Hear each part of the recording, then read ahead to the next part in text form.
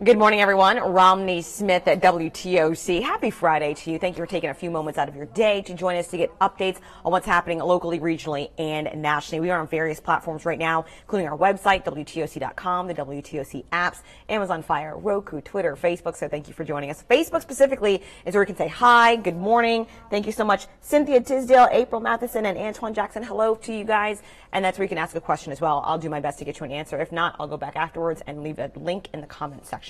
So we actually are going to start with national news. About 8 o'clock this morning, a school shooting happened 30 minutes southeast of Houston, Texas. I want to show you what we have online right now. It is our #1 story. There is an active shooter, of course, at a Texas high school, specifically Santa Fe High School. Basically what happened is news outlets are saying one student reports that the gunman walked into an art class at Santa Fe High School and began shooting. At this time, we know that one girl was reportedly shot in the leg and taken to the hospital. We are working to learn if there are any more injuries or anything of that nature. We also are working to find out if the shooter has been detained. At this point, it is still being called an active school shooting. We're working to learn more information. Of course, you can keep along with us and stay tuned. On our website, we're putting direct tweets, let's say right here from the Santa Fe Independent School District, saying this morning an incident occurred at the high school involving an active shooter. The district has initiated a lockdown at the high school. We will send out additional information as soon as it's possible. So as you can see, you can always go to our website, and it is the #1 story right now. Again, for those of you just tuning in, an active shooter reported about 2 hours ago at a school about 30 miles southeast of Houston, Texas. Closer to home in school news, there seems to be quite a bit of drama in the Beaufort County school system. So I'm going to go ahead and leave because it appears that the officers just want to run this show. So, y'all have a good night. That's your prerogative. Last night's Beaufort County School Board meeting got pretty tense as they began the search for an interim superintendent. In fact, board member Joseph Dunkel apparently left abruptly, partly because he feels all the necessary documents were not available to start the hiring process.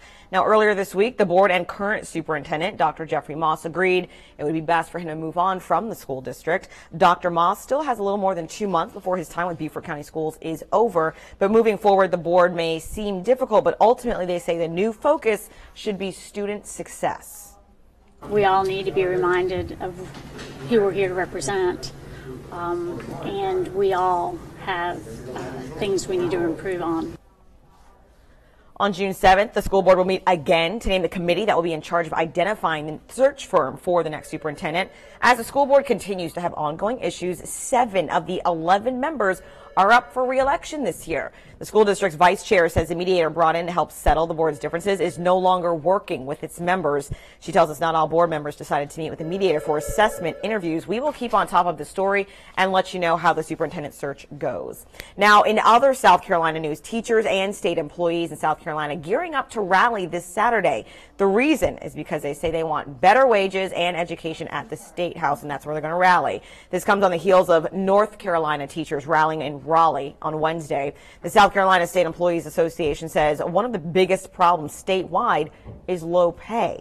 Our Lone Country viewers, let me know. Do you agree with that? In fact, officials say about 10% of teachers statewide quit their jobs last year. The state administration department says 75% of all state employees earn less than $41,000 a year. So again, South Carolina teachers and staff planning to rally at the Capitol in Columbia tomorrow on Saturday.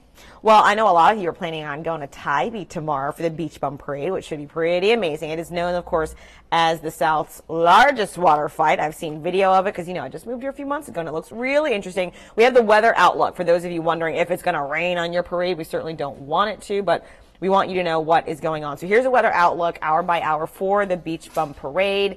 So at 5 p.m., it's going to be about 78 degrees. When we get to 6 p.m., about the same. Now, you're looking at a 30% chance of rain. We know that that means it might be a little bit wet out there, but stick with us. We think it should be a good deal anyway. 7 p.m., it'll just be 1 degree cooler. So basically what we're looking at, warm temperatures, a little bit of mugginess, but it will be okay. I also want to call something else to your attention. There are some new rules in place. Only water is permitted. None of the following items are allowed. This is new. No parking on Butler Avenue on parade day.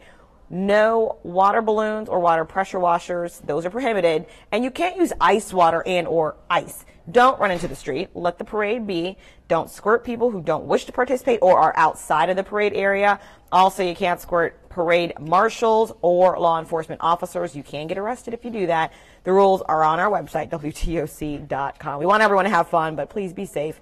And don't include people in the Beach Bum Parade that don't want to be included. That's key to keeping yourself safe. All right.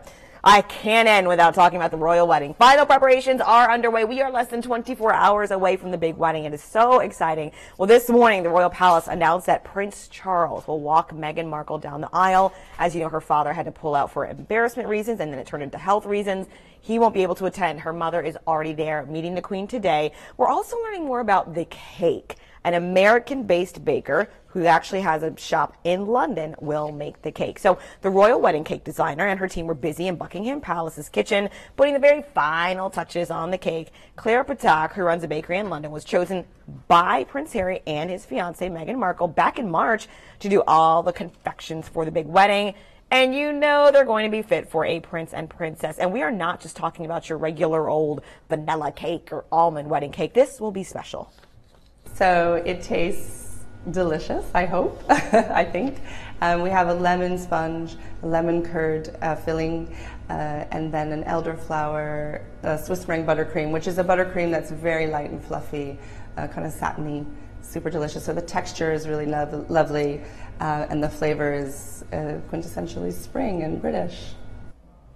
Elderflower is not that popular in the United States, but if you've ever had the alcohol called Saint Germain, that is the elderberry flavor. I can tell you it's light, floral, refreshing, and wonderful, and I'm sure it's going to taste really good. Keep in mind, if you would like to watch the royal wedding, you can do so right here on CBS. We will have CBS will have live team coverage starting at 4 o'clock on Saturday morning, so you have to wake up early.